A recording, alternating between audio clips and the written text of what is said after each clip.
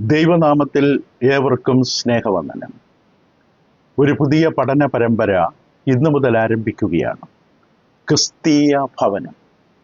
ക്രിസ്തീയ ഭവനം വളരെയധികം ആവശ്യമായിരിക്കുന്ന ഒരു പഠന വിഷയം. ഒന്നാമത്തെ അവതരണത്തിലാണ്, ആമുഖത്തിൽ ആയിരിക്കുന്നു നമ്മൾ. ആഴ്ചയിൽ 3 ദിവസം തിങ്കൾ, ചൊവ്വ, ബുധൻ ദിവസങ്ങൾ സായാഹ്നത്തിലായിരിക്കും ഈ ക്ലാസ്സുകൾ ക്രമീകരിച്ചിരിക്കുന്നത്. റോമലേഖന പഠനം നടന്ന അതേ സമയങ്ങളിൽ തന്നെ. ഭവനം ഏറ്റവും അധികം കരുതൽ ആവശ്യമായിരിക്കുന്ന ഒരു സ്ഥാപനം. ജീവിതശൈലി, ജീവിത സാഹചര്യങ്ങൾ മാറിക്കൊണ്ടിരിക്കുന്ന ഈ കാലഘട്ടത്തിൽ കുടുംബജീവിതത്തിൻ്റെ മാറ്റങ്ങൾ നിരന്തരം സംഭവിച്ചുകൊണ്ടിരിക്കുന്നു. ഈ പഠനങ്ങൾ ക്രമീകരിച്ചിരിക്കുന്നത് മാതാപിതാക്കൾക്ക് വേണ്ടിയല്ല, മാത്രമല്ല, കുട്ടികളുള്ള മാതാപിതാക്കൾക്ക് വേണ്ടി മാത്രമല്ല, കുടുംബവുമായി ബന്ധപ്പെട്ട എല്ലാവർക്കും വേണ്ടിയാണ്. കുടുംബ ബന്ധം സ്ഥാപിക്കാൻ ആഗ്രഹിക്കുന്നവർക്ക് വേണ്ടിയാണ്. ഇത് എല്ലാവരുടെയും കൈകളിൽ എത്തേണ്ട പാഠമാണ്. കുടുംബജീവിതം ആഗ്രഹിക്കുന്നവർ, സ്വപ്നം കാണുന്നവർ, അതിനുവേണ്ടിയുള്ള ക്രമീകരണങ്ങൾ നടത്തുന്നവർ ഈ പഠനത്തിലെ വിഷയങ്ങൾ ഗൗരവമായി പരിഗണിച്ചാൽ ഭാവിയിൽ പ്രശ്നപരിഹാരത്തിനായിട്ട് പലയിടത്തും ഓടി നടക്കുന്നതും സമയം പാഴാക്കുന്നതും ഒഴിവാക്കാൻ കഴിയും. ഈ പഠനങ്ങൾ എല്ലാ മേഖലകളും കൈകാര്യം ചെയ്യുന്നു എന്ന് പറയാൻ പറ്റില്ല, ഒരിക്കലും ചെയ്യുന്നുമില്ല. അങ്ങനെ ചെയ്താൽ നമ്മുടെ ചിന്തകൾ ചിതറിപ്പോകും, നമ്മുടെ ശ്രദ്ധ നഷ്ടപ്പെടും. പക്ഷേ ഈ പഠനങ്ങൾ ആരംഭിക്കുമ്പോൾ ആദ്യം നാം മനുഷ്യൻ എന്താണ് എന്ന ചിന്തയോടുകൂടി ആരംഭിക്കും. വാസ്തവത്തിൽ എന്താണ് മനുഷ്യൻ? പുരുഷനും സ്ത്രീയും എന്താണ്? ആ ഒരു പശ്ചാത്തലം വളരെ ആവശ്യമാണ്. ആ അറിവ്, ജ്ഞാനം വളരെ ആവശ്യമാണ്. തുടർന്ന് ഭവനത്തിലെ വിവിധ വ്യക്തികൾ, ഭർത്താവ്, ഭാര്യ, അപ്പൻ, അമ്മ, കുട്ടികൾ, അവിടെ ബന്ധങ്ങൾ, ഇങ്ങനെയുള്ള പല വിഷയങ്ങളിലേക്കും നമ്മൾ വിഷയം കടന്നു പോകുന്നു. ഇത് തിരുവെഴുത്തിൽ അടിസ്ഥാനപ്പെട്ടുകൊണ്ടുള്ള പഠനമാണ്. മനഃശാസ്ത്ര പഠനമല്ല, സാമൂഹ്യ ശാസ്ത്ര പഠനവുമല്ല. തിരുവെഴുത്തിൽ അടിസ്ഥാനപ്പെട്ട പഠനമാണ്. പ്രായോഗിക തലത്തിൽ നാം സ്വീകരിക്കേണ്ട മാർഗങ്ങൾ ഉൾപ്പെടെ പരാമർശിച്ചുകൊണ്ടുള്ള പഠനങ്ങൾ. ഒരു വ്യക്തി പ്രകാരം പറയുകയുണ്ടായി, സന്തോഷകരമായ കുടുംബജീവിതം ജീവിക്കുന്ന വ്യക്തി വിജയിക്കുന്ന മനുഷ്യനാണ്, വിജയിച്ച മനുഷ്യനാണ്. അതേ സമയത്ത് കുടുംബജീവിതത്തിൽ പരാജയപ്പെട്ട വ്യക്തി മറ്റേത് മേഖലയിൽ വിജയിച്ചവനാലും അവൻ പരാജിതനാണ്. ഒരു മനുഷ്യന്റെ അഭിപ്രായമാണ്, എങ്കിലും അതിൽ ചില പരമാർത്ഥങ്ങളുണ്ട്. എന്താണ് കുടുംബം? ചില നിർവചനങ്ങൾ ആവശ്യമാണ്. എന്താണ് കുടുംബം? വിവാഹ ബന്ധത്തിൽ പ്രവേശിച്ച 2 പേർ ഒരുമിച്ച് വസിക്കുന്നതിനെയാണ് കുടുംബം എന്ന് പറയുന്നത്. കുട്ടികൾ ഉണ്ടാകാം, കുട്ടികളില്ലാതിരിക്കാം. വിവാഹബന്ധം, അവരായിരിക്കുന്ന പ്രാദേശിക ലോകപ്രകാരമുള്ള നിയമപ്രകാരം വിവാഹബന്ധത്തിൽ പ്രവേശിച്ച 2 പേർ ഒരുമിച്ച് താമസിക്കുന്നതിനെ കുടുംബമെന്ന് വിളിക്കാം. ഭവനമെന്ന് പറഞ്ഞാൽ സന്തുഷ്ടമായ ഒരുമിച്ച് പാർക്കുന്ന ഒരു കുടുംബത്തെയാണ് ഭവനം എന്ന് പറയുന്നത്. ഭവനം കെട്ടിടമല്ല. എത്ര കോടിക്കണക്കിന് രൂപ മുടക്കി ഭവനങ്ങൾ നിർമ്മിച്ചാലും കെട്ടിടങ്ങൾ നിർമ്മിച്ചാലും അതൊരിക്കലും ഭവനമല്ല. ഭവനമെന്ന് പറയുന്നത് അതിനുള്ളിൽ സന്തോഷത്തോടെ ജീവിക്കുന്ന കുടുംബമാണ്. എന്താണ് ക്രിസ്തീയ കുടുംബം? ക്രിസ്തീയ കുടുംബത്തിലെ എല്ലാ ബന്ധങ്ങളും ദൈവത്തിൻ്റെ നിയമപ്രകാരം ക്രമീകരിക്കപ്പെടുകയും നിയന്ത്രിക്കപ്പെടുകയും ചെയ്യുമ്പോഴാണ് അതിനെ ക്രിസ്തീയ കുടുംബമെന്ന് പറയുന്നത്. ആ ക്രിസ്തീയ കുടുംബം ദൈവവചനത്തിൻ്റെ വെളിച്ചത്തിലുള്ള പഠനമായിരിക്കും നാം നടത്തുന്നത്. പ്രത്യേകിച്ച് പുതിയ നിയമത്തെ കേന്ദ്രമാക്കിക്കൊണ്ടുള്ള പഠനങ്ങളായിരിക്കും നമ്മുടെ വിഷയത്തിൽ നാം കൈകാര്യം ചെയ്യുന്നത്. ബൈബിളിൽ ഒരു ശിശു തൊട്ടിലിൽ ജനിച്ചു വീഴുന്നത് മുതൽ ആ വ്യക്തി വളർന്നു വലുതായി മരണത്തിലേക്ക് പോകുന്നത് വരെ ഉള്ള എല്ലാ കാര്യങ്ങളെയും, എല്ലാ അവസ്ഥകളെക്കുറിച്ചുള്ള സന്ദേശമുണ്ട്. നിത്യതയ്ക്കുള്ള സന്ദേശം, നിത്യതയ്ക്ക് അവനെ ഒരുക്കുന്നത് ഉൾപ്പെടെ. ഇപ്പൊ ഈ അനുഗ്രഹിക്കപ്പെട്ട ജീവിതത്തിൻ്റെ എല്ലാ മേഖലകളിലും, എല്ലാ തലങ്ങളിലുമുള്ള എല്ലാ തരത്തിലുള്ള അനുഗ്രഹങ്ങളും സന്തോഷങ്ങളും നൽകിത്തരുന്ന എല്ലാ കാലഘട്ടങ്ങൾക്കുമുള്ള സന്ദേശം ദൈവത്തിൻ്റെ വിശുദ്ധ വചനം നൽകിത്തരുന്നു. നമ്മുടെ ഒന്നാമത്തെ പാഠം ആരംഭിക്കട്ടെ. ആമുഖത്തോടുകൂടി നമുക്ക് തുടങ്ങാം. ബാക്കി നമുക്ക് അടുത്ത അവതരണങ്ങളിൽ നമുക്ക് കൈകാര്യം ചെയ്യാം. ആദ്യമായിട്ട് മനുഷ്യകുലം 2 വിധത്തിലാണ് ദൈവം വിഭാവനം ചെയ്തത്. പുരുഷനും സ്ത്രീയും. ഇടയ്ക്ക് വേറെ ഒന്നില്ല. അത് അവസാനം വന്ന വൈകല്യങ്ങളാണ്. അത് ദൈവത്തിൻ്റെ മുമ്പിൽ നീതിയുള്ളതും യോഗ്യമായതുമല്ല. പുരുഷനും സ്ത്രീയും, ഇതാണ് അടിസ്ഥാനപരമായി മനുഷ്യകുലത്തിൻ്റെ രണ്ട് അവസ്ഥകൾ. ഇത് അടിസ്ഥാന വസ്തുതയാണ്. ഭൂമിയിൽ നിലനിൽക്കുവാൻ മനുഷ്യകുലത്തിന് അവർ തിരിച്ചറിയേണ്ട അടിസ്ഥാന വസ്തുത, ഒഴിവാക്കാനാകാത്ത വസ്തുത ആണ് പുരുഷനും സ്ത്രീയും എന്ന രണ്ട് ഘടകങ്ങളായിട്ടാണ് മനുഷ്യകുലത്തെ ദൈവം സൃഷ്ടിച്ചത്. ഇന്ന് പലരും ഇത് മറന്നുപോകുന്നു. കുടുംബത്തിനകത്ത് ഭാര്യയെ മനസ്സിലാക്കാൻ, ഭർത്താവിനെ മനസ്സിലാക്കാൻ ഇത് ദൈവത്തിൻ്റെ അടിസ്ഥാന വസ്തുതയെ മറന്നുപോവുകയാണ്. ഇത് മറക്കുന്നിടത്താണ് എല്ലാ പ്രശ്നങ്ങളും തുടങ്ങുന്നത്. ഇത് ജീവിതത്തിൻ്റെ അടിസ്ഥാന കല്ലുകളാണ്. പുരുഷനും സ്ത്രീയും സന്തോഷവും സംതൃപ്തിയും ജീവിതത്തിൽ അനുഭവിക്കുവാൻ, കണ്ടെത്തുവാൻ ഇവർ തമ്മിലുള്ള സമീകരണം അഥവാ ക്രമീകരണം, ഇംഗ്ലീഷിൽ അഡ്ജസ്റ്റ്മെന്റ്, അഡാപ്റ്റേഷൻ ആവശ്യമാണ്. പുരുഷനെ സ്ത്രീ മനസ്സിലാക്കണം, സ്ത്രീയെ പുരുഷനെ മനസ്സിലാക്കണം. എന്നിട്ട് ഇരുവരും അവർക്ക് വേണ്ട സമീകരണം അഥവാ ക്രമീകരണം നടത്തുമ്പോഴാണ് അവിടെ ജീവിതം അനുഗ്രഹമാകുന്നത്. ഉൽപ്പത്തി പുസ്തകത്തിന് 2-18 വാക്യത്തിൽ പുസ്തകങ്ങളുടെ ആരംഭം സകലത്തിന്റെ ഉൽപ്പത്തിയെക്കുറിച്ച് പറയുന്ന പുസ്തകത്തിൽ ഉൽപ്പത്തി 2:18 അനന്തരം യഹോവയായ ദൈവം മനുഷ്യൻ ഏകനായിരിക്കുന്നത് നന്നല്ല, ഞാൻ അവന് തക്കതായൊരു തുണ ഉണ്ടാക്കി കൊടുക്കുമെന്നരളി ചെയ്തു. ദൈവമാണ് മനുഷ്യനെ സൃഷ്ടിച്ചത്, സ്ത്രീയെയും പുരുഷനുമായി സൃഷ്ടിച്ചത്. പൗലോസ് അപ്പോസ്തലൻ തിമോത്തിയോസിനുള്ള ലേഖനം എഴുതുമ്പോൾ തിമോത്തിയോസിന് എഴുതിയ 1-ാം ലേഖനം അതിൻ്റെ 4-ാം അധ്യായത്തിന്റെ ആദ്യത്തെ 3 വാക്യങ്ങൾ ശ്രദ്ധിക്കുക.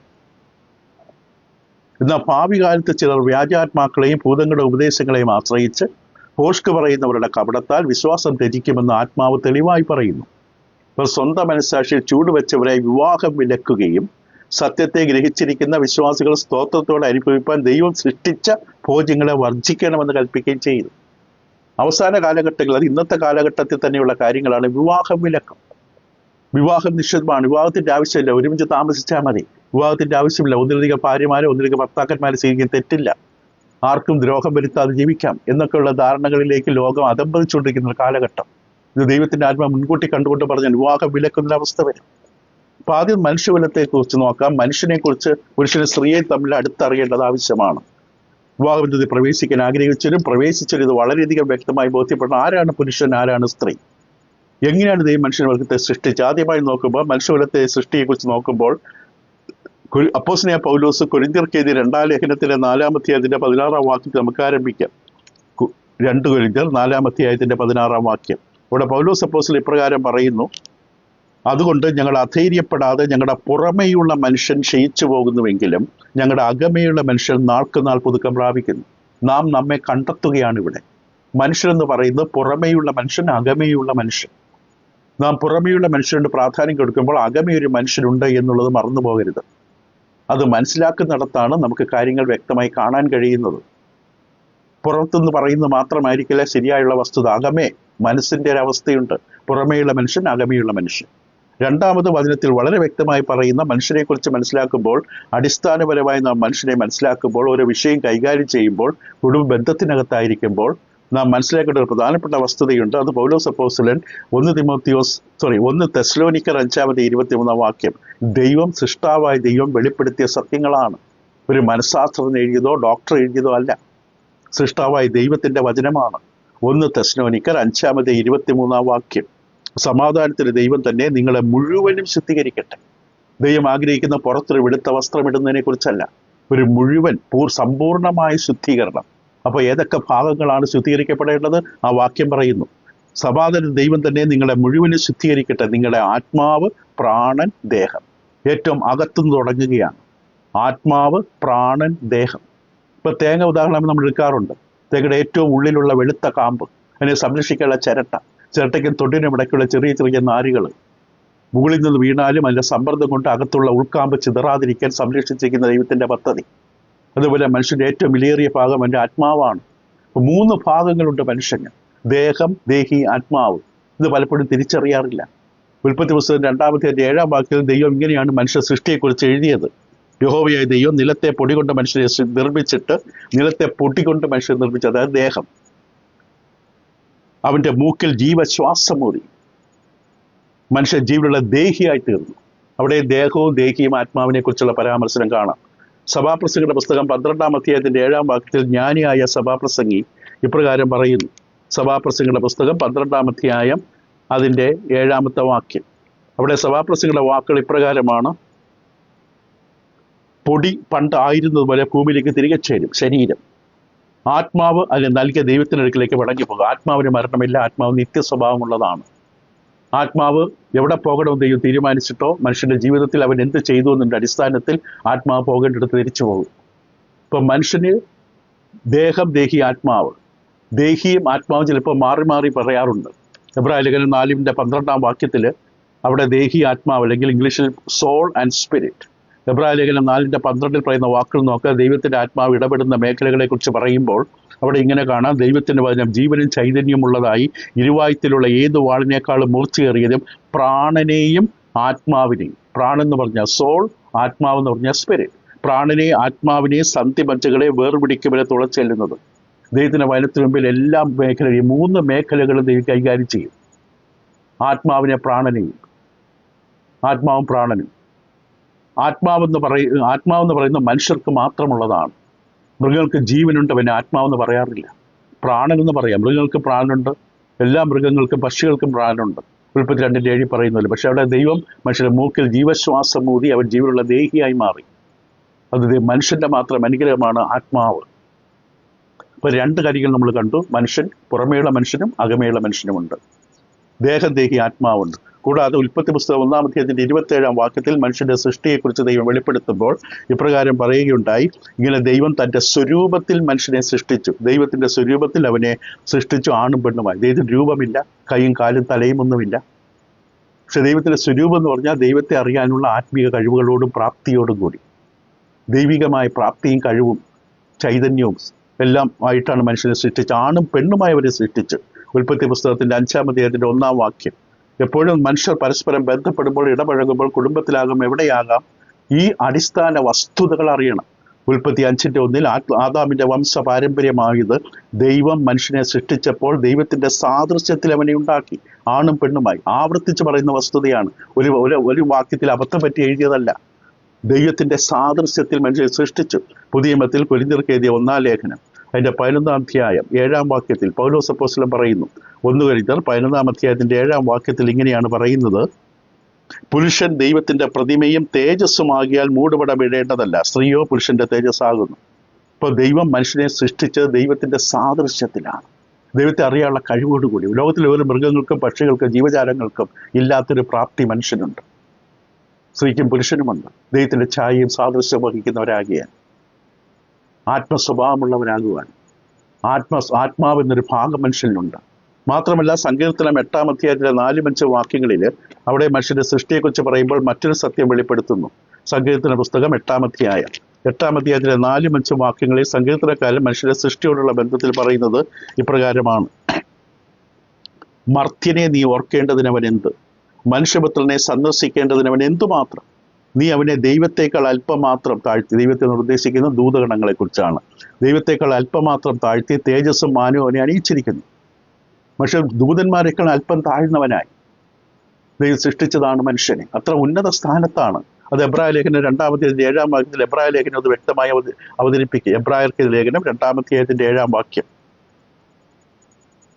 മനുഷ്യനെ നീ ഓർക്കേണ്ടതിനവൻ എന്ത്, മനുഷ്യപുത്രനെ സന്ദർശിക്കേണ്ടതിന് അവൻ എന്തുമാത്രം. നീ അവനെ ദൂതന്മാരെക്കാൾ അല്പമാത്രം താഴ്ത്തി. ഇവിടെ ദൂതന്മാർ എന്ന് കൃത്യമായി പറയും. ഇതാണ് ഒറിജിനൽ എബ്രായ ഭാഷയിൽ ഉപയോഗിച്ചിരിക്കുന്ന വാക്ക്. ദൂതന്മാരെക്കാൾ അല്പമാത്രം താഴ്ത്തിയ തേജസ്സും മാനവും അവനെ അണിയിച്ചിരിക്കുന്നു. അപ്പോൾ വളരെ ഉന്നതമായൊരു സൃഷ്ടിയാണ് മനുഷ്യൻ, നമ്മൾ നിസ്സാരമാക്കരുത്. 5-ാമത്, മൃഗങ്ങളിൽ നിന്ന് വ്യത്യസ്തമാണ്. മൃഗങ്ങളിൽ നിന്ന് ഉന്നതത്തിലാണ്. മനുഷ്യനെ ദൈവം സൃഷ്ടിക്കുക രാജകീയ പദവിയോടുകൂടിയാണ് സൃഷ്ടിച്ചത്. ഉൽപ്പത്തി പുസ്തകത്തിന്റെ 1-ാം അധ്യായം 26 മുതൽ 28 വരെയുള്ള വാക്യങ്ങൾ വായിക്കുമ്പോൾ നാം നമ്മുടെ സ്വരൂപത്തിൽ നമ്മുടെ സാദൃശ്യപ്രകാരം മനുഷ്യനെ ഉണ്ടാക്കുക.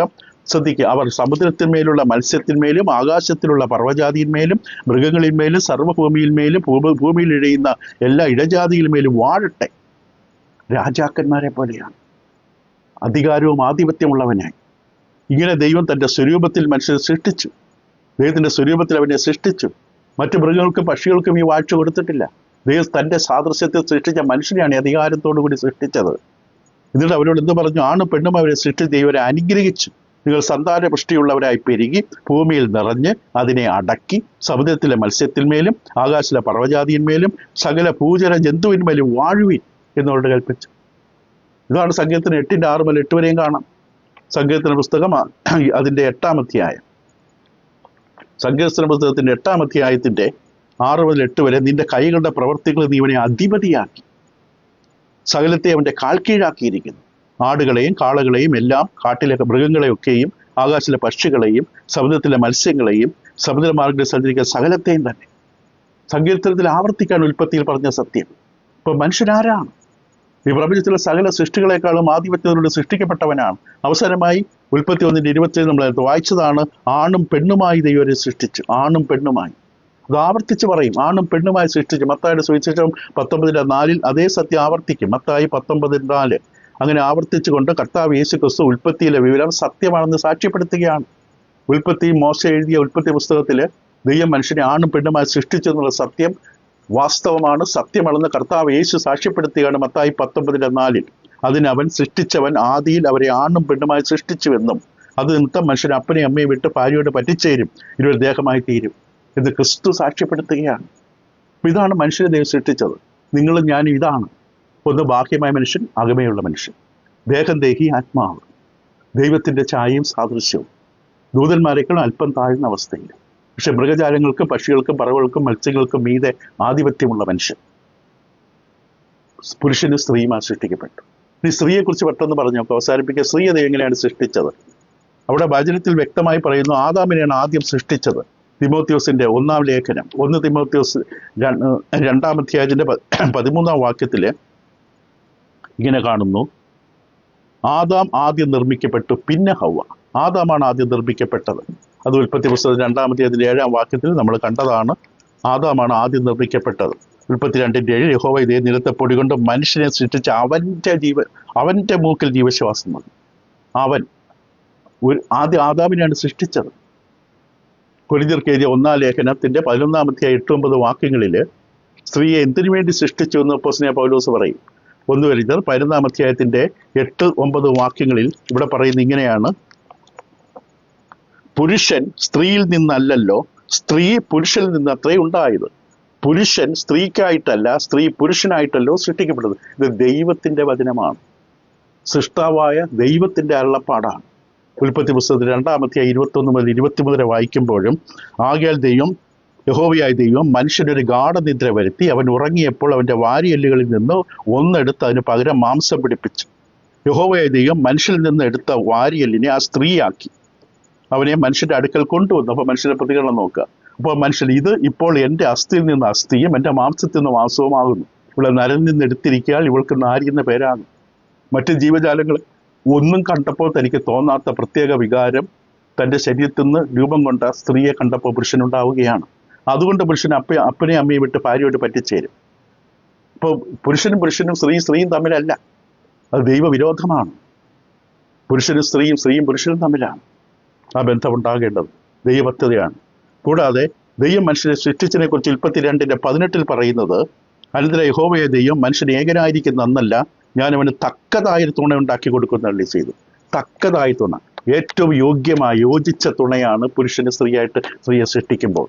അതിനുവേണ്ടിയാണ് സ്ത്രീയെ സൃഷ്ടിച്ചത്. ഏറ്റവും യോഗ്യമായ യോജിച്ച തുണ, അടിമയായിട്ടല്ല, തക്കതായ തുണ. പുരുഷന്റെ കുറവുകൾ പരിഹരിക്കാൻ പുരുഷനിൽ നിന്നാണ്, ആദ്യ മനുഷ്യനിൽ നിന്നാണ് രണ്ടാക്കിയത്. ഒന്നിച്ച് ചേർക്കുമ്പോൾ പുരുഷന്റെ കുറവുകൾ പരിഹരിക്കാൻ വേണ്ടിയാണ്. എല്ലാ തലങ്ങളിലുമുള്ള കുറവ്. പത്രോസിന്റെ ഭാഷയിൽ 1 പത്രോസ് 3:7 സ്ത്രീയെക്കുറിച്ച് പറയുന്ന മറ്റൊരു വേദഭാഗം, മറ്റൊരു സത്യം ഇതാണ്. 1 പത്രോസ് 3-ാം അധ്യായത്തിന്റെ 7 ഇത് മനസ്സിലാക്കുന്നതിലാണ് അനേകർ പരാജയപ്പെട്ടിട്ടുള്ളത്. 1 പത്രോസ് 3-ാം അധ്യായത്തിന്റെ 7-ാം വാക്യത്തിൽ പറയുന്നു, അങ്ങനെ തന്നെ ഭർത്താക്കന്മാരെ നിങ്ങളുടെ പ്രാർത്ഥനയ്ക്ക് മുടക്കം വരാതിരിക്കേണ്ടതിന് വിവേകത്തോടെ ഭാര്യമാരോടുകൂടെ വസിച്ച് സ്ത്രീജനം ബലഹീനപാത്രമെന്നും അവർ ജീവന്റെ കൃപയ്ക്ക് കൂട്ടവകാശികളെന്നും ഓർത്ത് അവർക്ക് ബഹുമാനം കൊടുപ്പിൻ. ക്രിസ്തീയ ജീവിതത്തിന്റെ അനുഗ്രഹം, കൃപ ലഭിക്കണമെങ്കിൽ രണ്ടുപേരും പരസ്പരം യഥാർത്ഥമായി ബന്ധപ്പെട്ടിരിക്കണം, യോജിച്ചിരിക്കണം. ജീവന്റെ കൃപയ്ക്ക് കൂട്ടവകാശികളാണ്. ഒറ്റയ്ക്ക് ദൈവം തരില്ല. ഭാര്യയോട് വിവേകത്തോടെ താമസിച്ച് ഇടപെട്ട് അവൾ ബലഹീന പാത്രം എന്ന് മനസ്സിലാക്കിക്കൊണ്ട്, ബലഹീന പാത്രം ഇവിടെ പെട്ടെന്ന് തകർന്നു പോകുന്നൊരു പാത്രം പോലെ, ഒരു കണ്ണാടി പാത്രം പോലെ പെട്ടെന്ന് തകർന്നു പോകും. അവൾ കുറവുള്ളവളെന്നല്ല പറയുന്നത്. ഇവിടെ ശാരീരിക പ്രകൃതി, ഇവിടെ രൂപഘടന, ഉള്ള മറ്റു പല വൈകാരിക തലങ്ങൾ പുരുഷനെ പോലെ ശക്തമായിരിക്കില്ല. അവളുടെ മാംസപേശികളുടെ അതിൻ്റെ വിസ്തീർണ വിശാലത എല്ലാം പരിശോധിക്കുമ്പോൾ അവളുടെ മരണനിരക്ക്, ജനന നിരക്ക് എല്ലാം പരിശോധിക്കുന്നത് കാണാം സ്ത്രീ ബലഹീന പാത്രമാണ്. 5-ാമതായത് നമ്മൾ നേരത്തെ പറഞ്ഞ പോലെ സ്ത്രീ സൃഷ്ടിക്കപ്പെട്ടത് പുരുഷന്റെ മഹത്വത്തിന് വേണ്ടിയാണ്. കാരണം പുരുഷ ദൈവത്തിന്റെ മഹത്വമാണ്. 1 കൊരിന്ത്യർ 11 അതിൻ്റെ 7-ാം വാക്യം നമ്മളത് വായിച്ച് ഒരിക്കൽ കൂടെ വായിച്ച് കേൾപ്പിക്കാം. 1 കൊരിന്ത്യർ 11:7 പുരുഷൻ ദൈവത്തിന്റെ പ്രതിമയും തേജസ്സുമാകിയാൽ മൂടുപട ഇടേണ്ടതല്ല, സ്ത്രീയോ പുരുഷന്റെ തേജസ്സാണ്. പുരുഷന് മാനവും ബഹുമാനവും കൊണ്ടുവരുന്ന കടമ സ്ത്രീക്കുണ്ട്. 6-ാമതായി സ്ത്രീയുടെ പ്രധാനപ്പെട്ട പ്രവർത്തന മേഖല എവിടെയാണ്? പൗലോസ് അപ്പോസ്തലൻ ദൈവത്തിന്റെ വചനപ്രകാരം കൃത്യമായിട്ട് പറയും സ്ത്രീയുടെ പ്രവർത്തന മേഖല എവിടെയാണ്. തീത്തോസിന്റെ പുസ്തകം 2-ാം അധ്യായത്തിന്റെ 5-ാമത്തെ വാക്യം വളരെ വിവാദമൊരു വിഷയം ഉണ്ടാകാം, എങ്കിലും വാക്യം ഇങ്ങനെ പറയുന്നു: ഭർത്തൃപ്രിയന്മാരും പുത്രപ്രിയന്മാരും സുബോധവും പാതിവൃത്യമുള്ളവരും വീട്ടുകാര്യം നോക്കുന്നവരും ദയയുള്ളവരും ഭർത്താക്കന്മാർക്ക് കീഴ്പ്പെടുന്നവരുമായിരിക്കാൻ പരിശീലിപ്പിക്കേണ്ടതിന് നന്മ ഉപദേശിക്കുന്നവരായിരിക്കണമെന്ന് വൃദ്ധമാരായോട് പറയുകയാണ്. ഭർത്തൃപ്രിയ, പുത്രപ്രിയ, വീട്ടുകാര്യം നോക്കുന്നവരായിരിക്കണം സ്ത്രീ. ഭവനത്തിൽ സ്ത്രീ രാജ്ഞിയാണ്. ഭവനത്തിലെ കാര്യങ്ങൾ നോക്കാതെ വെറുതെ ഔദ്യോഗിക തലങ്ങളിൽ ഇറങ്ങി നടക്കുമ്പോൾ സ്ത്രീ തൻ്റെ കടമ മറക്കുകയാണ്. സ്ത്രീ എന്നുള്ള ജന്മത്തെക്കുറിച്ച് മനസ്സിലാക്കുന്നില്ല. ജോലി ചെയ്യുന്നതിന് തെറ്റെന്നല്ല പറയുന്നത്, പക്ഷെ വീട്ടുകാര്യം നോക്കണം, ഭർത്തൃപ്രിയരായിരിക്കണം, പുത്രപ്രിയരായിരിക്കണം, വീട്ടുകാര്യം നന്നായി നോക്കാൻ കഴിയുന്നവരായിരിക്കണം. അവസാനമായി സ്ത്രീയെ ദൈവം സൃഷ്ടിച്ചത് ഒരു പ്രത്യേക ആവശ്യമാദ്യം ബോധ്യപ്പെടുത്തിക്കൊണ്ടാണ്. എന്തായിരുന്നു ആവശ്യം? 2:20 ഉൽപ്പത്തി പുസ്തകം. മനുഷ്യരെല്ലാ കന്നുകാലികൾക്കും ആകാശത്തിലെ പറകൾക്കും എല്ലാ കാട്ടുമൃഗങ്ങൾക്കും പേരിട്ടു, എങ്കിലും മനുഷ്യന് തക്കതായ തുണ കണ്ടുകിട്ടിയില്ല. ദൈവം മനുഷ്യനെ ആവശ്യമാദ്യം ബോധ്യപ്പെടുത്തി.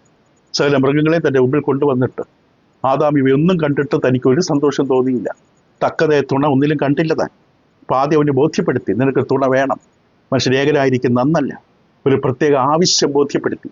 ആവശ്യം പരിഹരിക്കാൻ വേണ്ടി പ്രത്യേക സൃഷ്ടി നടത്തി. അവന് ഗാഠനിദ്രയിൽ നിർത്തി, തൻ്റെ വാരിയിലെടുത്ത് അതിനെ മാംസം പിടിപ്പിച്ച് സ്ത്രീയെ സൃഷ്ടിച്ചു. പരിണാമമല്ല സത്യം, ദൈവത്തിൻ്റെ സൃഷ്ടിയാണ് സത്യം. പരിണാമം വെറും പൊള്ളയാണ്, അത് തിയറിയാണ്, അതൊരിക്കലും വചന സത്യമല്ല. എല്ലാ വൃക്ഷത്തിലും അതിൻ്റെ വിത്ത് വെച്ചിട്ടുണ്ട്. ആ വൃക്ഷം വേറൊരു വൃക്ഷമായി പരിണമിക്കുന്നില്ല, അതിൽ നിന്ന് അതിൻ്റെ വിത്തുണ്ടാകുന്നു. മനുഷ്യരിൽ നിന്ന് അവൻ്റെ സന്തതി പരമ്പര ഉണ്ടാകുന്ന പോലെ. ഉൽപ്പത്തി 1:11, 20, 24, ഉൽപ്പത്തി 2:7, 22 വാക്യങ്ങളൊക്കെ കാണാം. പരിണാമ സിദ്ധാന്തമല്ല ദൈവന പ്രകാരം. ഓരോ വൃക്ഷവും അതിൻ്റെതായ ഫലം പുറപ്പെടുവിക്കുക. അതിനുള്ള വിത്ത് ആ വൃക്ഷത്തിലും ചെടിയിലുമുണ്ട്. അപ്പോൾ മനുഷ്യരിൽ നിന്ന് മനുഷ്യനുണ്ടാക്കി, സ്ത്രീയെ പുരുഷനിൽ നിന്നുണ്ടാക്കി, പുരുഷന്റെ മഹത്വത്തിനുണ്ട്. അപ്പോൾ 7 കാര്യങ്ങൾ നമ്മൾ സ്ത്രീയെക്കുറിച്ച് കണ്ടു. ആദ്യം സൃഷ്ടിക്കപ്പെട്ടത് ആദാമാണ്. അതിൻ്റെ അർത്ഥം രണ്ടാമതാണ് സ്ത്രീ സൃഷ്ടിക്കപ്പെട്ടത്. സ്ത്രീ സൃഷ്ടിക്കപ്പെട്ടത് മനുഷ്യന് വേണ്ടിയാണ്, പുരുഷന് വേണ്ടിയാണ്. പുരുഷന് ഏറ്റവും തക്കതായ, ഏറ്റവും അനുയോജ്യയായ തുണയാണ് സ്ത്രീ. വേറെ ഒന്നിനെ ഒരു സ്ത്രീയല്ല, പുരുഷനുമായിട്ടല്ല. അത് വചനവിരുദ്ധമാണ്, പാപമാണ്. പുരുഷന്റെ ഏറ്റവും വലിയ തുണ സ്ത്രീ, സ്ത്രീയുടെ ഏറ്റവും വലിയ തുണ പുരുഷൻ. സ്ത്രീ ബലഹീന പാത്രമാണ്, അടിമയല്ല, ബലഹീന പാത്രം, സൂക്ഷിച്ച് കൈകാര്യം ചെയ്യേണ്ട ഒരു പാത്രം. 5-ാമതായി സ്ത്രീ പുരുഷന്റെ മഹത്വമാണ്. 6-ാമത് സ്ത്രീയുടെ പ്രധാനപ്പെട്ട ദൗത്യം ഭർത്തൃപ്രിയരും പുത്രപ്രിയരും വീട്ടുകാര്യം നോക്കുന്നവരുമായിരിക്കണം. 7-ാമത് സ്ത്രീ ഒരു പ്രത്യേക ആവശ്യബോധത്തിൽ നിന്ന് ഉളവാക്കപ്പെട്ട ദൈവത്തിൻ്റെ സൃഷ്ടിയാണ്.